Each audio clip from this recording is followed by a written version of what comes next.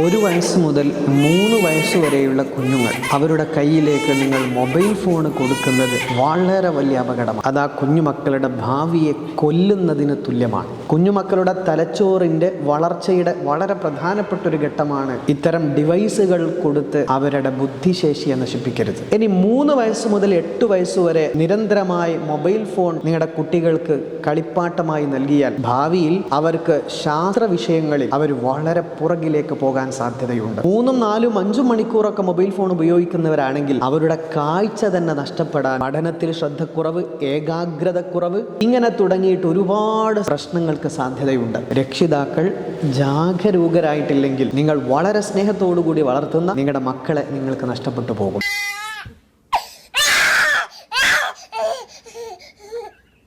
കുട്ടികൾ കരഞ്ഞു ബഹളമുണ്ടാക്കുമ്പോൾ അവരെ ആശ്വസിപ്പിക്കാൻ കൊടുക്കേണ്ട കളിപ്പാട്ടമല്ല മൊബൈൽ ഫോൺ.